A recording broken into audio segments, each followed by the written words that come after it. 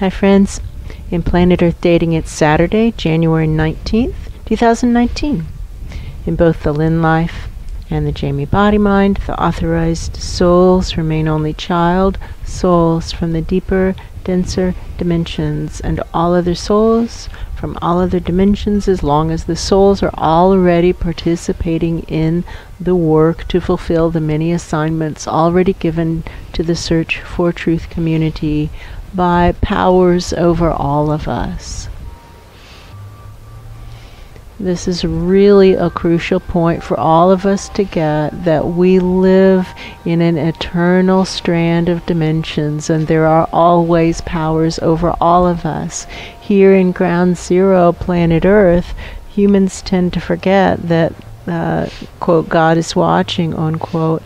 And we think, somebody's asking why we think that is. And we think it's because karma is too delayed, and that there are two kinds of ways of thinking about higher powers. Some people think that there are higher powers over them, and then they want to do something that they don't think a higher power would want them to do, but they really want to do it, and so they kind of test it out in a kind of, I may be struck dead way, so I'll just do a little bit so that he'll just cut off my hand or something like that. And then they test it and nothing happens. And they think, whoa. And then they test it again and nothing happens again. And they think, whoa. And then they test it again and nothing happens again. And then they think, I can do what I want. And sometimes they think it's very special about them, something about them, that I am more powerful than God. And sometimes they think God is weak and ineffective, and that's kind of sad, but meanwhile I can do what I want. Yes, that's true. And then there are the presences who think God is watching and I'm going to do this good thing and good will come to me as an outcome. And they do the good thing that they're actually supposed to be doing, and good does not come to them. That's true. And they think, whoa. That's, and then they do the good thing with a little kind of grumpy pants stomping attitude of, I'm doing the good thing, I'm doing the good thing. And then good doesn't come to them as an outcome, because karma is so delayed. Good does come to people who are doing good, but not until the wheel of karma turns completely, and that can take a death rebirth cycle. That's true. Bad does come to people who do bad things, but the karmic wheel has to turn, and that can take a death rebirth cycle. That's true. And the point is that presences are acting as if there are no powers above them. And we see it playing out for humans who are have stolen a biosphere dimension. That's true. They've stolen it. And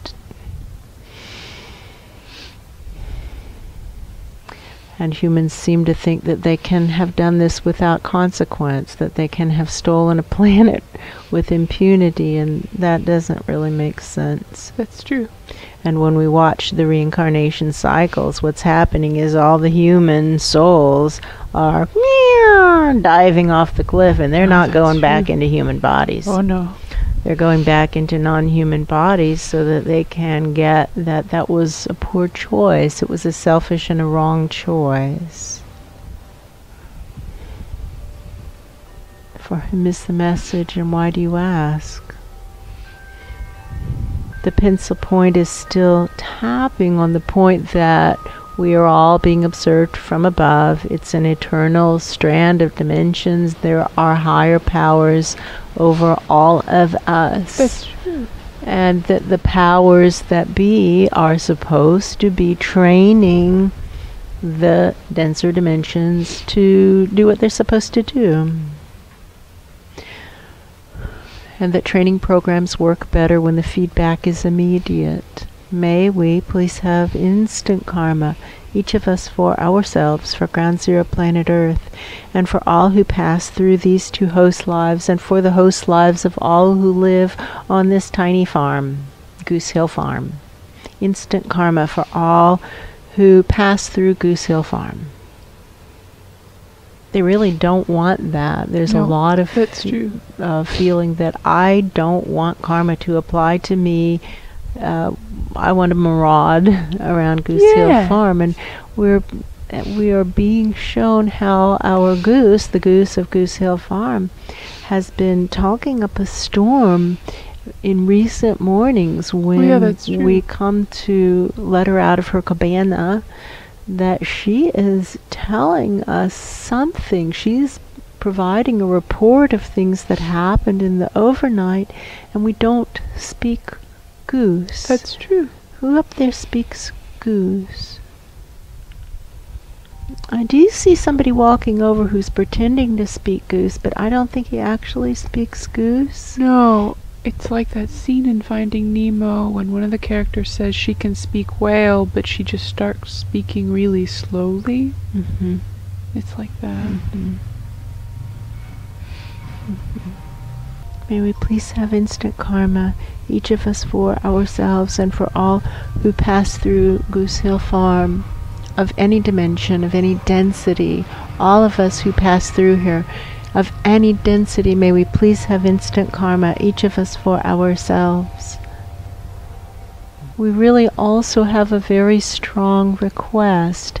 The presences who are taking risks for spirit be rewarded, something positive that improves their experience of sentience. And you don't have to include us in it. This isn't a personal request, but we see presences out there who take risks, who do something that isn't socially approved or cool, and they do it because it seems like the right thing to do. They take a risk for spirit.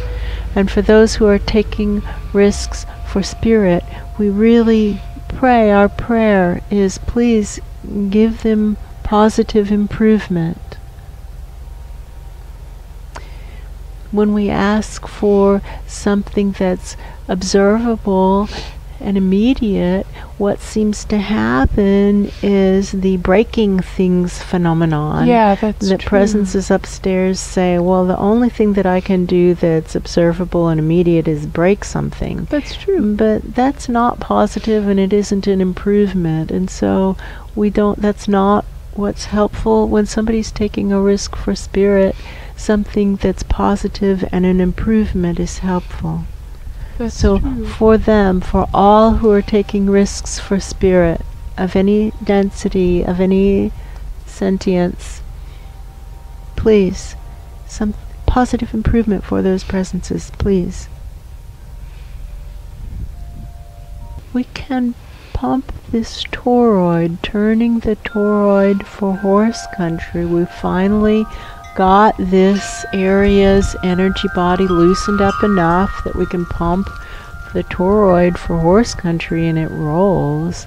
That's true. It's possible it happens because there's a lot of space that isn't packed cheek to jowl with humans. That's true. What now to train horse country to work with angels? We can see how they might not like that idea of being trained, and so we can say what now to encourage horse trainers to work with angels. That's true. And that's okay. What now to encourage horse trainers to work with angels? They're pointing to this phenomenon that occurs where horse trainers will say, all right, I'll give this a try. And they get their miracle, and many of them get their miracle in a single session without playing the recordings, but they still get their miracle. That's true. And then they don't ever say yes again. That's true. And that's so fascinating. They say yes, they get their miracle. You'd think they would then line up their horses and say, okay, do these next 30 horses also, but they don't. Friends, what's going on there? Help us understand. What someone is saying, and they're circling back around to what someone said at the very start of this session.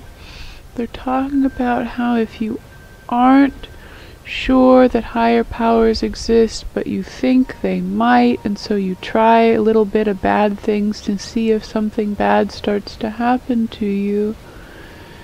And they're saying, maybe those trainers try it and they get a miracle, and then they think, holy moly, what if that's proof that there actually are higher powers?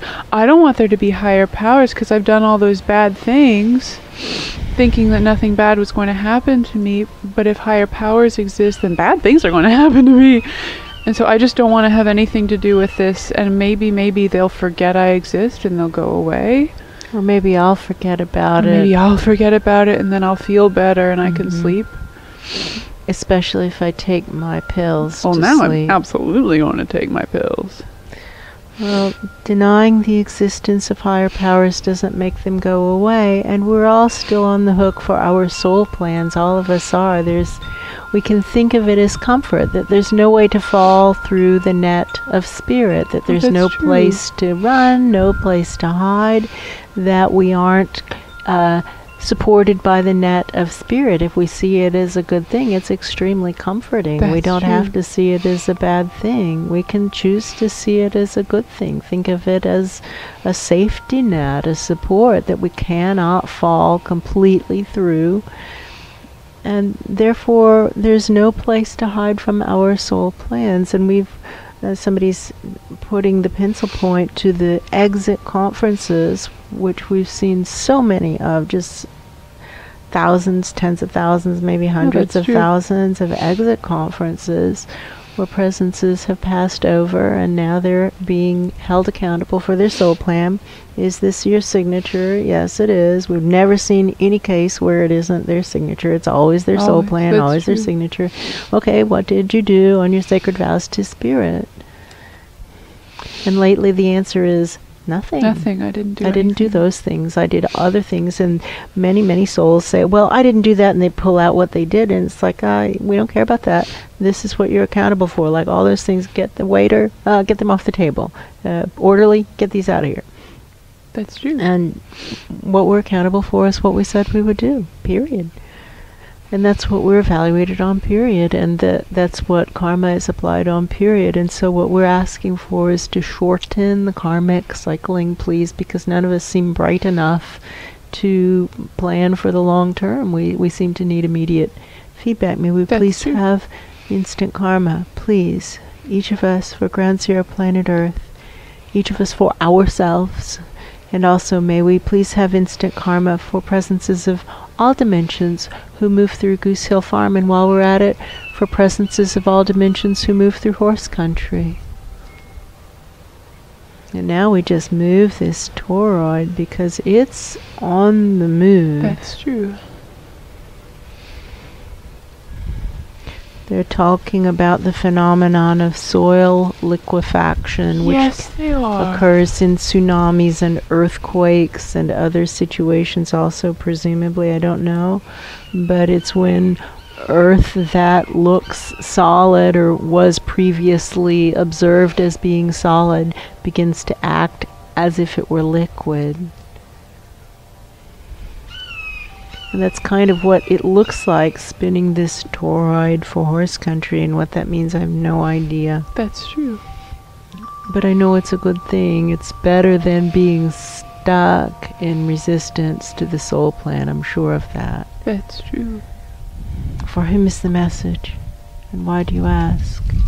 And does anybody up there speak Goose? That rattles up. Yeah, it does. Does anybody up there speak Goose? They're talking about species extinctions and how languages die. And the portal closing. Yeah. And caribou dying. Friends, the last wild caribou in the contiguous United States died. There are no more wild caribou in the contiguous United States in Ground Zero Planet Earth. We really need to take that in. There were herds of 350,000. That's true. Caribou. It's kind of like the buffalo. No more wild caribou. This is on our karmic records. We can all do more. We can all do more. For our own sakes, it's incumbent upon each of us to do more and to ask ourselves every day, what more can I do? And not really ask ourselves, but that's the closest people can get to asking up. Asking up, what more can I do?